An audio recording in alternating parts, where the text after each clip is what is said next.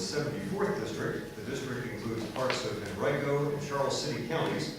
Michael Gage, who is opposing Delegate Joseph Morrissey, will speak first. Mr. Gage is a Republican, and Delegate Morrissey is a Democrat.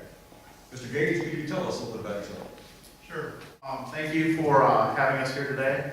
We greatly appreciate it. To the station and the sponsors, I would like to speak about myself. I am, again, Michael Gage. I'm running the 74th District. I'm a small business owner within that district. And some things that are on the top of my issues that I would like to address if elected to this seat are first, jobs, helping companies bring in jobs. They're good. What's going to do it? The private sector is what's going to create these jobs, give them the incentives. Education is a big part in our part of this district, winding through most of eastern Henrico and a lot in Charles City, part of Richmond and Hopewell.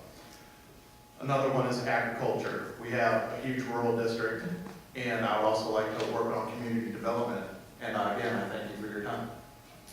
Delegate Morrissey. Thank you very much. First of all, I want to thank the radio station and all the sponsors for allowing us this forum. What a great audience. Michael, I also want to thank you for the civil process that you brought to this entire election process. You made it better, and by having forums like this, I thank you. We call ourselves citizen legislators, and we come to the General Assembly with a myriad of life experiences. I am probably the only one in the General Assembly that has sent somebody to death row and has fought to keep them off death row. I served as I taught law school for 5 years. Hardest job I ever had, though, was as a high school teacher and wrestling coach. All of those experiences come back and served me well in the General Assembly. This last 2 years that I've served in there, I fought to end payday loans. I was the only legislator to introduce legislation to end car title lending, and was one of the early supporters of the smoking ban in restaurants. I look forward to answering some of your questions. Our first question goes to Mr. Gage. What do you see as the most pressing problem facing Richmond and its surrounding counties? The most pressing right now is getting companies to come in and create jobs.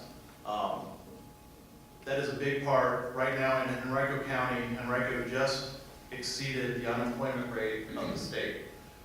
That's the majority of the county, and I know the city is pretty high as well right now. And those are things that I can't look over, especially being a small business owner. We need to look at, we're not going to be creating jobs, but if we can make it easier for that. Another one, if you really want to put it, the second thing would be education. We really need to look at getting those kids ready to go into that job force and into college, because I believe by the time they get there, those companies will have come into our parts of the county. We have so many buildings that are open that we need to bring them in, and if the kids are ready to do that and be educated the right way and brought forth that we can have this for our parts, then we'll do very well. Delegate Morrissey, most pressing problem? Bill, I am a businessman. I have a company that provides residential services for intellectually challenged adults, and it's a group home as well as a day support program for that same group of folks. So I understand the problems with businesses, but businesses are looking for two things when they come into Virginia. They're looking for a stellar infrastructure system, and they're looking for a top-tier education system. We have the latter. The former is flawed right now. The number one problem pressing the Commonwealth is finding a solution to our transportation problem. And we've got to fund it. We can't take it out of the general fund. We can't take money away from education. If we solve our transportation problem, I think we'll solve the number one problem facing the Commonwealth. Delegate Morrissey, what do you think the General Assembly can and should do to stimulate a recovery in the housing market in Central Virginia? Well, the first thing that we can't do is put an onus on the real estate industry. For example, a recordation tax increase. The real estate is one of our economic engines in the Commonwealth. To stimulate business, we can do what the current governor has done, and that's propose business tax credits for anybody that is any business entity that is going to create a job, give them a business tax credit.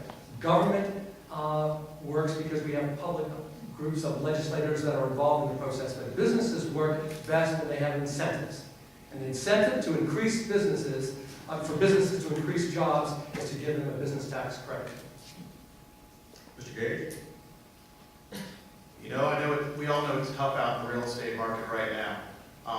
Being a business owner and also being a member and an officer within my Business Networking International group, I work with both a residential realtor as well as a commercial realtor, and I'm great friends with people in both industries. And, you know, those are the big problems they're having. You know, they're still having to put money out into marketing, and it's not coming to fruition when it comes to that. And we need to find it that they can propose these benefits to the companies or to the individuals. You know, if we can increase possibly a thing, not just for first-time home buyers, but all home buyers that can come in, so we can sell these houses that are out there. Allow these realtors to make money themselves. Right now, a lot of them are spending so much money and so much time in what they're doing. And like I said earlier, there's too much free space just sitting there of empty lots for businesses to come into. And we need to find those ways that are going to attract them to the greater Richmond area and bring them around, that the commercial realtors are going to have those spaces. They have them ready. They're there. What can we do for them to bring them out? And I think, you know, part of it is giving them some incentive to the businesses that they can provide back to the individual companies. Gentlemen, thank you, and thank you for joining us tonight. If you're just tuning in,